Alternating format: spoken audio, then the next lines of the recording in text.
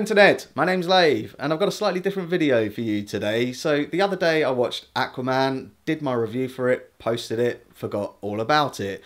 But then something started happening the following day at work. My phone was buzzing with a lot of notifications and comments with a lot of people saying that I was being quite biased and, you know, being a typical Marvel fanboy, all that blah blah blah, which isn't unusual. I do get the odd comments like that every now and again with people disagreeing with me, which is fine. Everyone's entitled to their opinion. But on this occasion, the volume and frequency of the comments took me off guard a little bit. So I went back and looked at my review. And I actually think that I was quite positive in my review, and I actually disagree with a lot with what they're saying. And I'm not sure how many of these people actually watched the video and listened to what I was saying, because I felt I was quite positive about it. So I wanted to do this video in response to it, open it up to discussion, and yeah, and just go through it objectively. So let's do this. Now, I'm not sure on the etiquette on these videos. I'm not sure if I'm supposed or allowed to show the names. So I think I'm probably going to blur out the names of these people, but I don't really think that matters because it's a public comment on the channel and on my video. So if you want to go and check them out, you can, it's there. But I think I will certainly be blocking out their names and any profanity. Yeah. Okay, so I'm just getting the comments into order and I'm going to start at the beginning and work my way up. So, first one said, "It's not okay, it's awesome. You obviously are biased Marvel fanboy." Okay, this guy disagrees with me, absolutely fine with that. Yeah, okay. Next one, "You look like Matthew Santora." Okay, yeah, I've done a video on that. Yeah, I get it. I don't know who Keemstar is and yeah.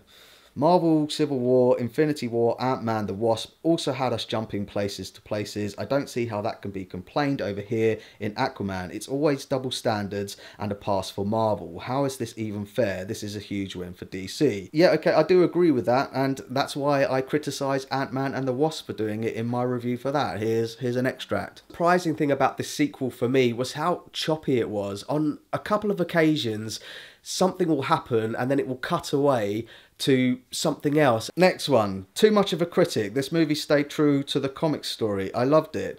Yeah, I believe I kind of say that as well. I say that it's good that they put the characters in their true comic colours. I said that at the end of this review, so yeah, I agree with that. People always try to hate DC. Why? Don't know. And then someone agrees with him saying, "Very true." Look, I thought this film was alright. I thought it was okay. I said it was a good popcorn flick.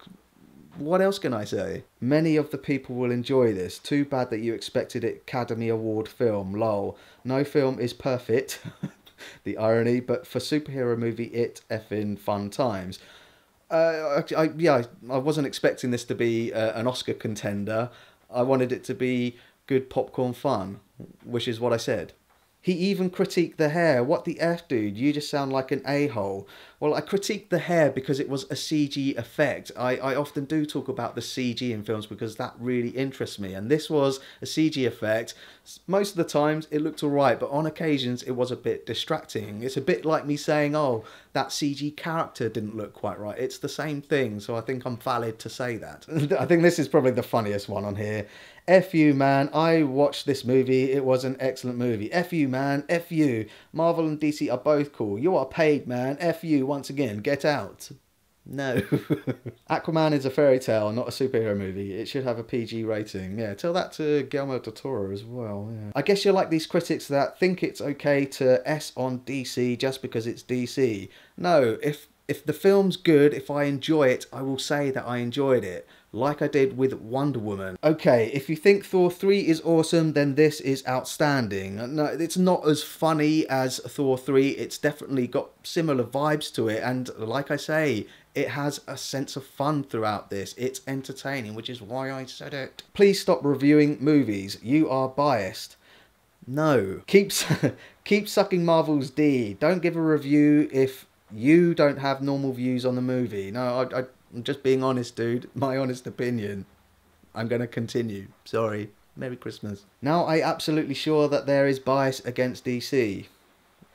Okay. "I watched this review, just some Marvel bias fanboy doing the same thing you Marvel kids do. Rotten Tomatoes have already beaten you to it, kids. So this video is irreverent."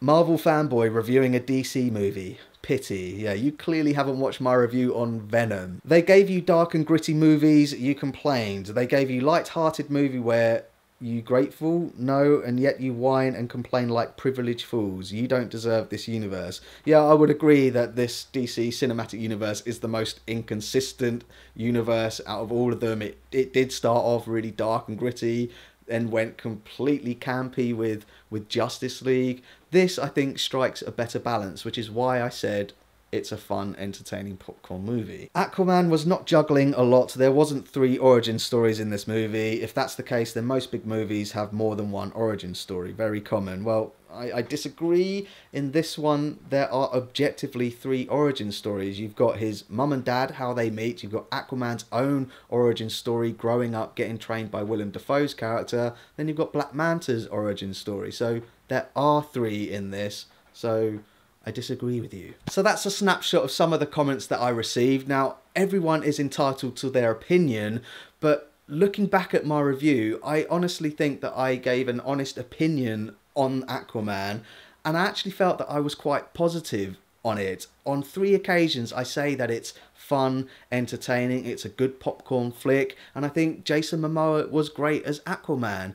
I think the only reason why I got these comments is because I didn't say that it was the best superhero movie ever, and I'm sorry, I don't think it is. I've got to give a shout out to some of the positive comments that I did receive on it, and people who are backing me up, so I really do appreciate that. Joe Julians, who's another movie reviewer, he's also getting a bit of heat on this. Someone told him that he wanted to die. It's just not on. We're just giving our opinions like you're giving your opinions. So yeah, 'tis the season to be jolly. Peace on earth, goodwill to all men. Bloody hell. So that's it for this video. Just a quick one today. I'm working on a review for Bumblebee. I'm not in a rush to do that.